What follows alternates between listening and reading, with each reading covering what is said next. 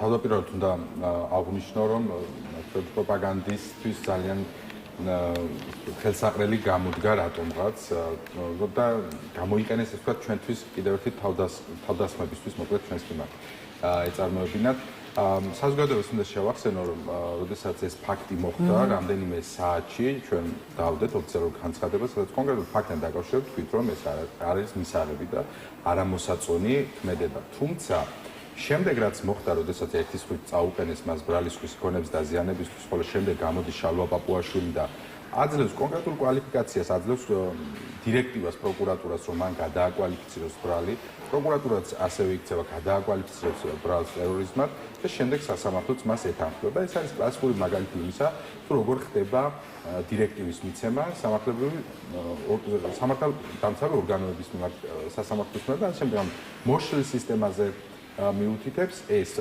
ფაქტი, ხო?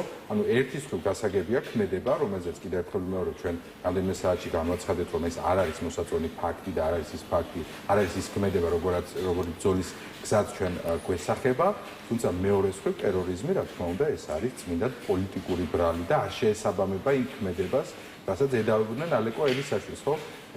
ელემენტარულია, რომ სასჯელი უნდა გამომდინარეობდეს იმ ქმედებიდან, რაც იქნა ჩადენილი, მაგალითად პარალელურად რო გავავლოთ ელენე ხოშტარიას შემთხვევაში ხო ის ქმედება შესაძლოა იყოს თქვა სამართალდარღვევა ხო ფლომასტერის გამოყენება თუმცა სასჯელი რომელიც ანუ შესაძლოა იყოს სამართალდარღვევა და არა დანაშაული და მეც ესე უყურებ რომ ეს სამართალდარღვევა ხო და ის სასჯელი და სახდელი რაც დაეკისრა არის რა თქმა უნდა შეუსაბამო და არ არის პროპორციული აი რატომ მაშინ მაინდა-მაინც ის კვალიფიკაცია რაც მიეცა ალეკო ელისაშვილის ქმედებას და როგორ ფიქრობთ რისი თქმა უნდა ამით ხელისუფლებას არა მარტო პოლიტიკური ასე ვთქვათ ლიდერშიპისთვის არამედ ზოგადად საზოგადოებისთვის ხო ანუ ეს არ ვთვლი რომ მარტო ამ ქმედებისთვის სასჯელია ალეკოს მიმართ სავარაუდოდ მას გაუხსენეს ის ძიმე შემთხვევა რომელსაც ადგილი ჰქონდა პარლამენტში და ამის გამო მასზე იძიეს შური ხო და თქვათ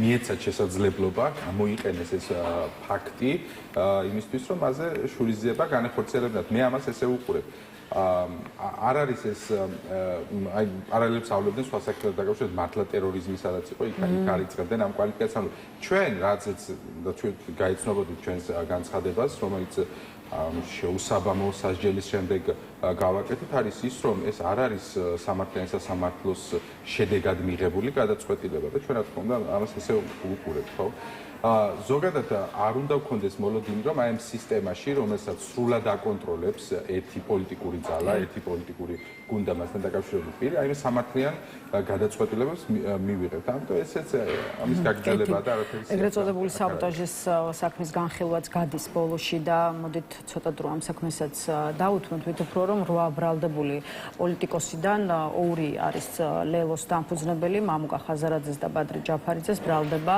წარდგენილი აქვთ სწორედ სისხლის სამართლის კოდექსის 318 მუხლის პირველი ნაწილით რაც ქვეყნის მიმართ საბოტაჟს გულისხმობს აი ცალკეული ბრალდებული პოლიტიკოსი საქმეზე ელოდება გამამტყუნებელ განაჩენს და მიიჩნევს რომ ბრალდებულებს რეალურად აქვთ მხოლოდ და მხოლოდ 2 არჩევანი ციხე ან ქვეყნიდან გაქცევა ქვეყნის დატოვება აი თქვენ რა პერსპექტივას ხედავთ სხვებთანაც და მათ შორის უშუალოდ თქვენი პარტიის ლიდერებთან მიმართებაშიც ეს საქმე მე რამდენჯერმე ვახსენე დარწმუნებული ვარ როგორც იურისტი აი როგორც თქვენ გიყურებთ აი ესე ვარ დარწმუნებული რომ წლების შემდეგ იქნება იურიდიულ ფაკულტეტებზე სასწავლებელი საქმე და სახელმძღვანელოებში შეტანილი თუ როგორი არ უნდა იყოს მართლმსაჯულება როგორი არ უნდა იყოს პროკურატურა და რას არ უნდა აკეთებდეს მოსამართლე მთელი ჯაჭვი გამოძიებიდან დაწყებული პროკურატურაში საქმის მომზადებით შემდეგ სასამართლოში წარგზავნით არის ფალსიფიცირებული არის არაფერზე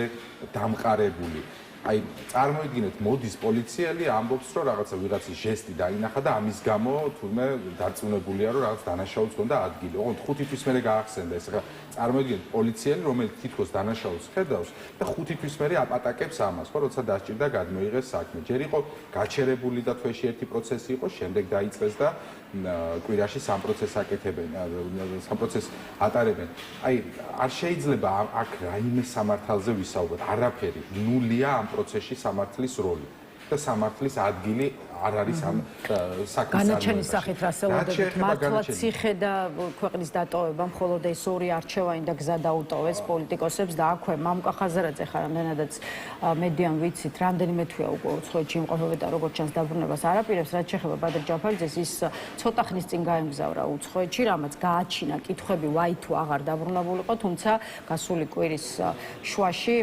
ბადრი ჯაფარიძე თბილისში ჩამოვიდა. აი რატომ მოიქცა ასე? რატომ დაბრუნდა, რატომ არ დარჩა იქ, სადაც იყო და ამით რას ეუბნებით სახელმწიფოს? ისეთ რა, ეს ადამიანები პოლიტიკაში არიან რამდენი წელია, თუმცა აქვთ ძალიან წარმატებული ცხოვრების გამოცდილება ბიზნესში, ხო? რა თქმა უნდა, ისინი ხშირად ტოვებდნენ საქართველოს, ეხლაც ტოვებენ და ბრუნდებიან ასევე და როგორც მე არ მეუბნები ხოლმე მათ როდესაც ტოვებ ქვეყანას, ისინიც არ მეუბნებიან, როდესაც ტოვებენ ისინი ქვეყანა და როდესაც ბრუნდებიან, რა თქმა უნდა, ეს ნორმალური პროცესია. რაც შეეხება კონკრეტულად რა განაჩენი შეიძლება ველოდოთ, ნებისმიერ განაჩენს უნდა ველოდოთ პირდაპირ გეტყვით. მე არ გამოვიცხავ, რომ მიუხედავად ამ ფალსიფიცირებისა და ამ არარსებობისა მტკიცებულებებისა, აქ იქნეს მიღებული გამამტყუნებელი განაჩენი. რაც შეეხება პოლიტიკურ ლიდერებს, ეს სავარაუდოდ ძალიან პირადი საკითხია და თავად უნდა მიიღონ ეს გადაწყვეტილება. ეხლა რო გითხრათ, რომ რაღაც მის მომხრევარ ჰეროიზმის და რაღაც ციხეში შეცვლით ან ყოფნით არ იქა აი რას ურჩევთ თვითონ გუნდი თქვენივე დამფუძნებელ მამუკა ხაზარაძე კიდევ ერთხელ არ არის თბილისში. აი ბადრი ჯაფარიძის მიმართ რა არჩევა გექნებოდათ? კიდევ ერთხელ ის დაბრუნდა თბილისში იმ ვიზიტიდან, რომელიც ჰქონდა გასულ კვირას, ამიტომ გაჩნდა კითხვა, ხომ არ ნიშნავს მისი ჩამოსვლა იმას, რომ არ ვიცი, სხვა პოლიტიკოსებისგან განსხვავებით, პირადად ბატონი ბადრი არ ელოდება, რომ მის მიმართ საპატიმრო განაჩენი შეიძლება დადგეს ეგრეთ წოდებული კიდევ ერთხელ გეუბნებთ ამ სასამართლომ, თქვენ გახსოვთ შარშან ამ დროს სწორედ, როდესაც კონსტიტუციის დარღვევით შექმნილ კომისიაზე არ მისვლის გამო ორივე მათგანს პატიმრობა შეეფარდა. ამიტომ თავიდან ბოლომდე შემიძლია დაგარწმუნოთ, რომ არ გვაქვს რაიმე მოლოდინი, რომ ან ჰუმანური იქნება, ან კეთილგონიერი, ან სამართლიანი სასამართლო.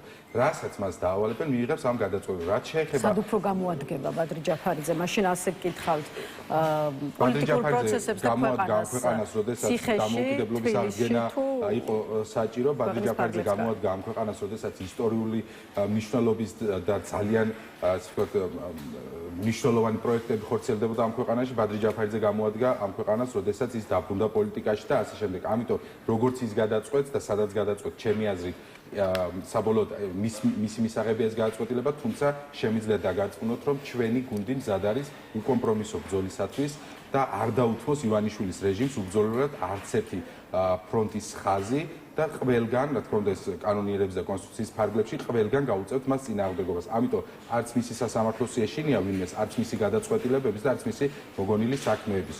ჩვენი გუნდი არის ძალიან მყარად და დარწმუნებულები იმაში, რომ უნდა გავაგრძელოთ ეს ბრძოლა არა ხელისუფლებაში მოსვლისთვის, არამედ ამ ქვეყნის გადარჩენისათვის და ამ რწმენით ვართ უკვე 7 წელია პოლიტიკაში. კეთილი და ბოლოს რამდენიმე წუთი დაგვრჩათ და გავცდეთ პოლიტიკას და არაპოლიტიკური საკითხიც შევაფასოთ, რომელიც ძალიან მნიშვნელოვანია. თელავის სტიქიას გულისხმობ, მით უფრო რომ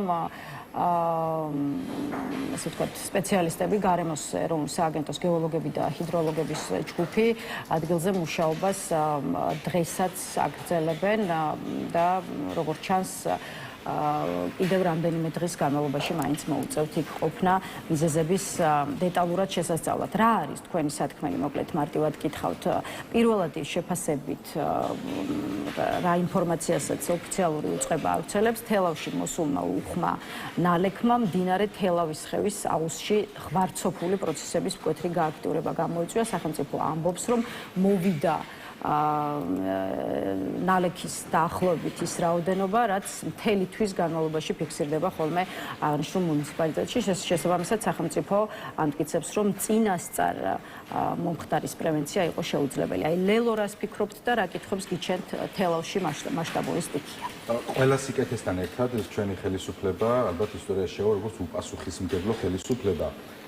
ორი გაგებით ამ სიტყვის, ერთი რომ ისინი ყველა საქმის მიმართ არის უპასუხისმგებლოები და არც ერთ საქმეს ისინი სერიოზულად არ ეკიდებიან და მეორე იმ გაგებით, რომ რაც არ უნდა მოხდეს ამ ქვეყანაში, ამბობენ, რომ ისინი ამაზე პასუხს არ აგებენ.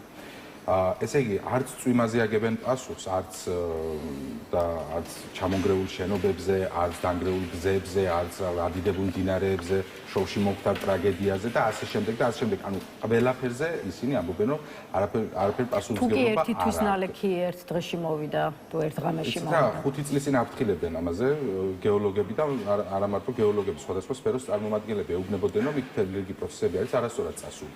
5 წლის წინ ხო იცოდნენ, რომ ესეთი საფრთხე არსებობდა, რატო არაფერი არ გააკეთეს? იმიტომ რომ მათ უბრალოდ არ აქვს შეგრძნება, არ აქვს გრძნობა იმისა, რომ მართავენ ქვეყანას. ისინი არიან სათავეში ერთადერთი მიზნით, რომ რაც შეიძლება ბევრი ფული მოიპარონ და შემდეგ მოახერხებენ ამ ფულით გაიპარონ ქვეყნიდან. ეს არის კონკრეტული მაგალითი იმისა, რომ არც ერთ სტიქიურ მოვლენასთან დაკავშირებით ხელისუფლებას არ აქვს წინასწარ მომზადებული გეგმა. რა თქმა უნდა, წვიმის შემთხვევაში შესაძლოა ადიდეს მდინარე და უნდა იყო ამისთვის მზად და უნდა გქონდეს თქვა შესაბამისი სამსახურები უნდა იყოს საგანგაშო, ანუ განგაშის სისტემები უნდა არსებობდეს და ასე შემდეგ, ხო? ახლა რო გაწვიმდება, ამაზე რა თქმა უნდა პასუხისმგებლობა არ აქვს ხელისუფლებას, თუმცა ამას რა შედეგი მოყვება, ამაზე აქვს პასუხისმგებლობა. ხო, როდესაც ეუბნებოდნენ, რომ კალაპოტში ეს მშენებლობა არ შეიძლება, ხო? რას ეუბნებოდნენ იმ ადამიანებს, რატო არ უსმენდნენ, რატო არასდროს არ გადიან ისინი კონსულტაციებს სპეციალისტებთან, რატო არ ეკითხებიან სფეროს მცოდნეებს. ეს ხო ერთეული შემთხვევა არ არის, ხო? აი რამდენიმე წლის წინ რო ხიდი ჩავარდა არაშენებული სამტრედია გრიგოლეთის გზაზე არც იყო ჯერ გახსნილი და რამდენიმე ათეული მილიონი დაიკარგა. იქაც ეგეთი მიზეზი თქვეს, რომ თუმე რიონში წყალი მოსულა დიდი. ხო, აი ესეთ ხელისუფლება ყავს სამწუხაროდ, რომელიც არ აფიცილობს, რომ არაფერზე არ აგვეს პასუხი.